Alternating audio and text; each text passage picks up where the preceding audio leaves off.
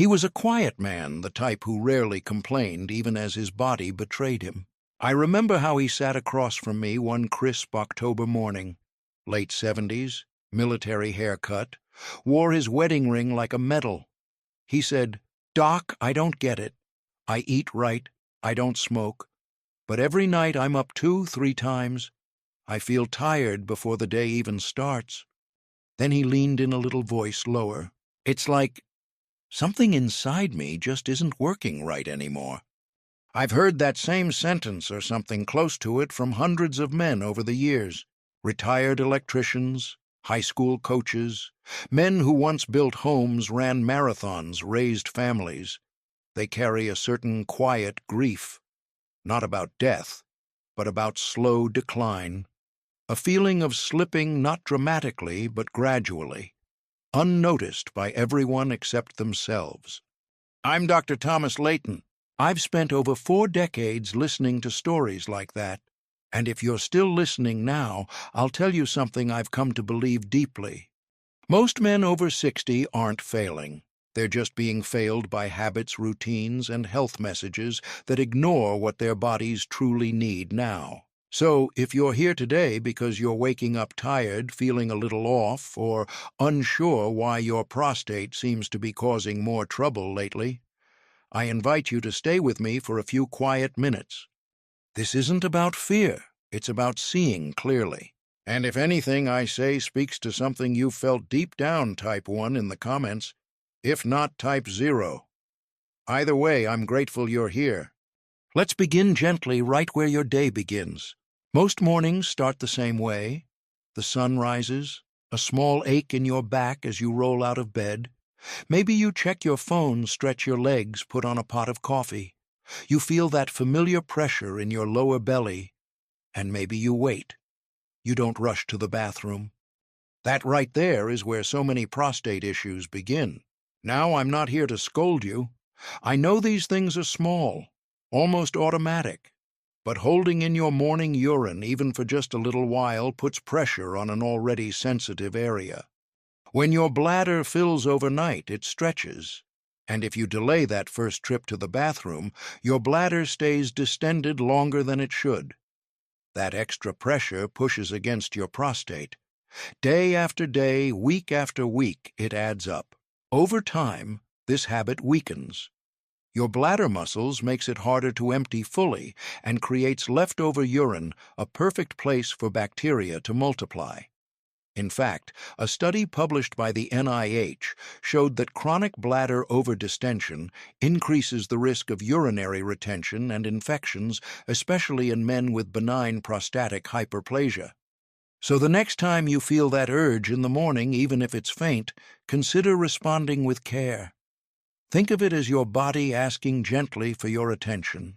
A warm bathroom light, a few deep breaths, and no rush. I've had patients say that making that one small shift, not ignoring their morning signal, gave them back a little more control. They noticed fewer nighttime trips, a stronger stream, less frustration.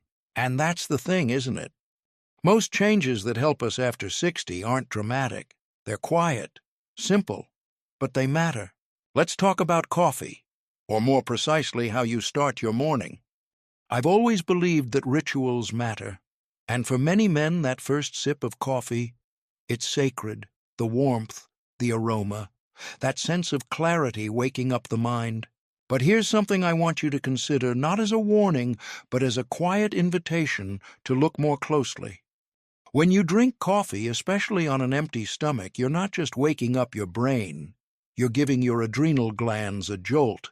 Caffeine spikes cortisol. And while that may feel energizing, it also stirs inflammation throughout the body, including the prostate. Now combine that with coffee's diuretic effect, and you've got a recipe for urgency, weak flow, and frequent urination. I'm not here to take coffee away from you, but I am here to offer a small shift, one that research from the Mayo Clinic supports. Start with a glass of warm water. Before the coffee, before anything else. It gently wakes your kidneys, flushes the bladder, begins your digestive rhythm. I've had men tell me it changed their mornings completely. Some even switched to herbal tea for that first cup, letting the body ease into the day rather than shocking it. And when they returned to coffee later, they noticed they didn't rely on it the same way. It became a choice, not a crutch.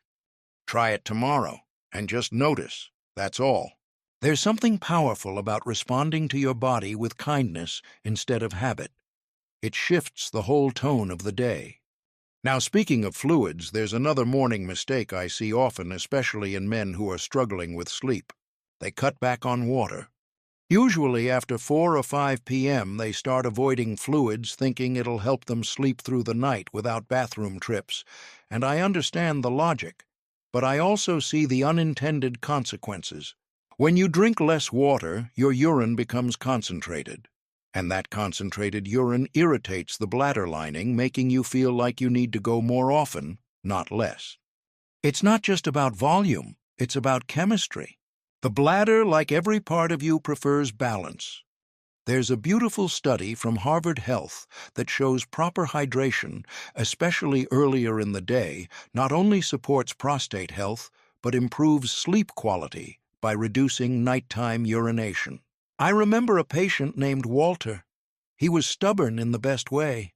Told me he stopped drinking anything after 5 p.m. like clockwork, but he was still waking up 2, sometimes 3 times a night. So we tried something simple, more hydration in the morning, a little less in the late afternoon, and nothing at all 2 hours before bed. Within a week, he said something I'll never forget. "Doc, I finally slept 5 hours straight, and I didn't feel like I was racing to the bathroom in the dark." That's the power of small corrections, not restrictions, rhythms. And these rhythms, they add up. If you're finding this helpful, or even if something's beginning to shift in how you think about your mornings, consider tapping that subscribe button. That way, I can keep sharing these quiet insights with you, one gentle step at a time. Because what you do in the first hour after waking often sets the tone for the next 23. Let's go a little deeper now, into something many men overlook even when they're doing their best. Let's say you've started drinking more water in the morning. You've stopped delaying that first bathroom trip. That's good. But then, maybe out of habit or to feel more in control, you skip breakfast. Or you eat something quick, something easy. I understand, but here's what happens next. Your gut doesn't move the way it should. Not enough fiber, not enough stimulation. So the stool stays in your colon, and over time it builds pressure in the lower abdomen. Now here's the part most men don't realize: your colon and your prostate are neighbors. Very close neighbors. When the colon fills, it presses down on the bladder and the prostate. That pressure affects everything: your urinary stream, your sense of urgency, even your mood. You start the day feeling tight, off balance, like something's not right down there.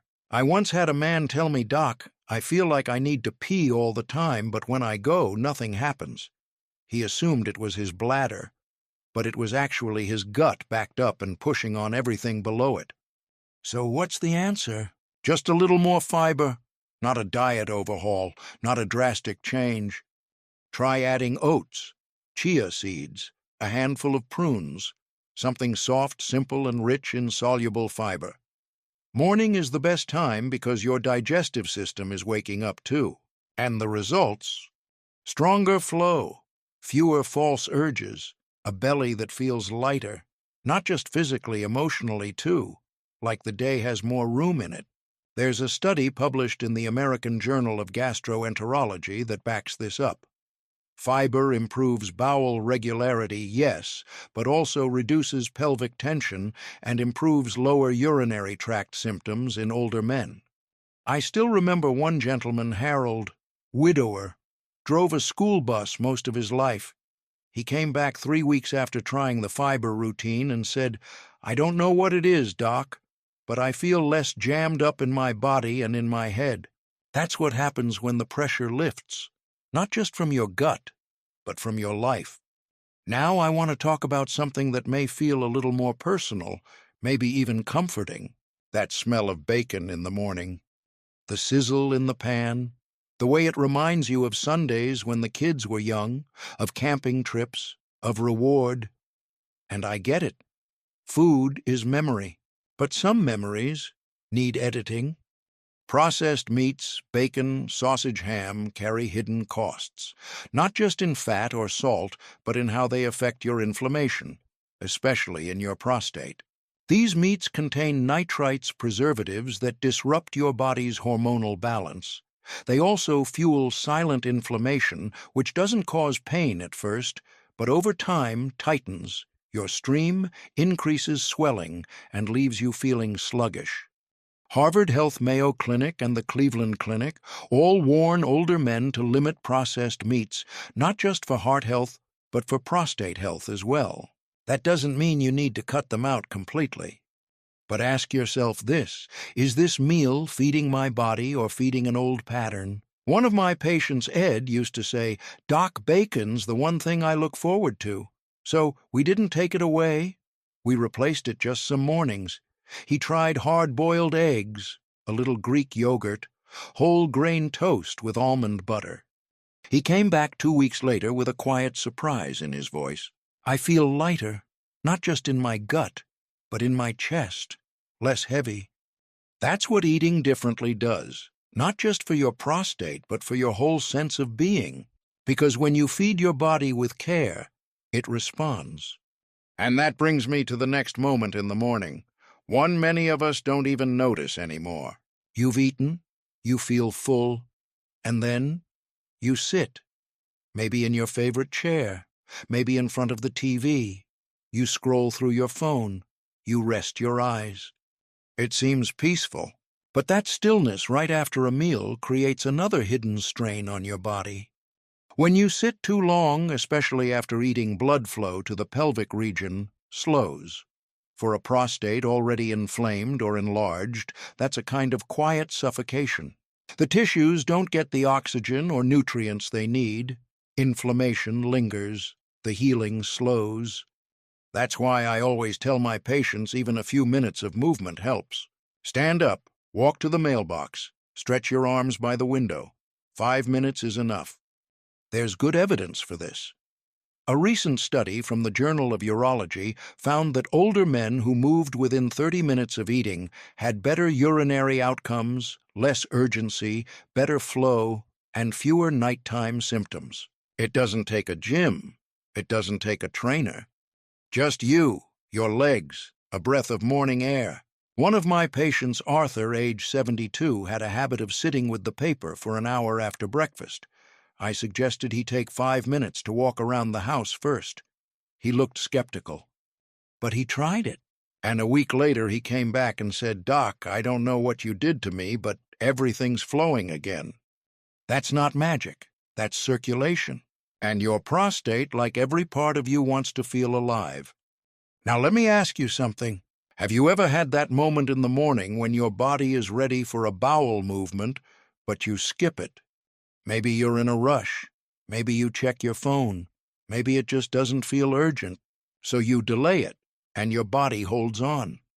But that holding on comes with a cost. When you delay your natural urge, stool continues to build. That creates more pressure in your lower abdomen, pressure that presses against the bladder, the prostate, and your pelvic nerves. And it's not just physical. When the body can't let go, the mind often can't either. There's a heaviness that carries through the day, a vague discomfort, a kind of unspoken tension. But the solution is simple. Create a morning rhythm that allows release. A warm glass of water, a quiet moment alone in the bathroom. No phone, no rush, just you, giving your body space to speak. There's no shame in that. In fact, there's dignity. I've told many men the first act of self-respect each day isn't your schedule, it's whether you listen to your gut. And when you do, something shifts. A lightness, a quiet return of control. You deserve that. You've earned that. And it starts with something as simple as letting go. Now, there's one more habit I want to speak to. And I'll be honest, it's often the one that surprises men the most. It doesn't come in the form of a meal or a skipped walk or a glass of water. It comes in a pill. Cold medicines, allergy pills, the ones that promise relief from a stuffy nose or watery eyes. They sit on our bathroom shelves. We reach for them without thinking, especially on chilly mornings or during allergy season. But inside those small tablets, often labeled non-drowsy or multi-symptom relief, is something your prostate does not forgive easily: pseudoephedrine, or sometimes phenylephrine. Now, what do these ingredients do? They're vasoconstrictors, which means they narrow blood vessels, a good thing for shrinking nasal passages, yes, but they also tighten the muscles around your bladder, around your urethra, around your already enlarged or inflamed prostate. The result? Difficulty starting your stream, weak flow, or in more serious cases, urinary retention. I've seen men in their 60s, 70s, even 80s arrive at the ER in pain and confusion simply because of a cold pill they took that morning. They had no idea. They just wanted to breathe better. But instead, they triggered a cascade their prostate couldn't handle. So I want to say this as plainly and gently as I can. If you're over 60 and you're managing an enlarged prostate, or even just starting to notice nighttime urgency or a weak stream, please check your medicine labels. Ask your pharmacist. Call your doctor. There is no shame in asking, is this safe for my prostate? That's not paranoia. That's wisdom. That's self-respect. Because sometimes the most harmful thing isn't what you do on purpose, it's what you do without knowing. And once you do know, you can choose differently. Now I want to take a step back with you. Look at all we've just quietly walked through. Responding to that first morning urge to urinate, choosing warm water before caffeine, hydrating earlier in the day rather than cutting fluids entirely, starting breakfast with fiber, not just habit, reconsidering processed meats not out of guilt, but out of care, moving your body after eating, allowing yourself time to let go in the bathroom and in the heart, and yes, watching the small pills that carry big consequences. They're all simple shifts. None of them require you to change your whole life overnight. But when you line them up, they begin to form a rhythm, a language of respect between you and your body. And you know what I've seen again and again? When a man begins to listen to his mornings, his nights begin to change. He sleeps better, wakes up lighter. He stops wondering what's wrong with me and starts noticing. Something feels a little better today. I remember one patient, I'll call him Joe. He was 68, former trucker, kept a photo of his granddaughter in his wallet, hadn't slept through the night in almost 6 years. He told me he felt like a prisoner in his own house, always scouting the nearest bathroom, always anxious when he left home. We didn't start with medication. We started with morning. A warm glass of water, a scoop of oats, a 5-minute walk on the porch, no screens in the bathroom, and just paying closer attention to how he started each day. 3 weeks later, he looked at me and said, "Doc, I feel like I'm back in the driver's seat." That's what I want for you. Not perfection, not youth, but the quiet return of ownership over your choices, your rhythms, your mornings. Because your prostate isn't asking for a miracle. It's asking for space, for patience, for the kind of attention you used to give to the engine of your car or the foundation of your house. You know what happens when you ignore those things, and you know what happens when you care for them early. Your health, especially after 60, is no longer about pushing through. It's about listening, adapting, being just wise enough to do something different before the damage gets loud. If this message touched you even in a small way, consider sharing it quietly as it was shared with you. A brother, a neighbor, a friend at church. Not because they need advice, but because they may be carrying the same unspoken burden you once did. And who knows? That small gesture might be the start of their healing, too. So tomorrow morning, when the sun peeks through your window and your body stirs awake, pause, take a breath, feel that gentle signal in your lower belly, and ask yourself with kindness, what does my body need from me today? That moment, that single quiet moment, might be the beginning of everything.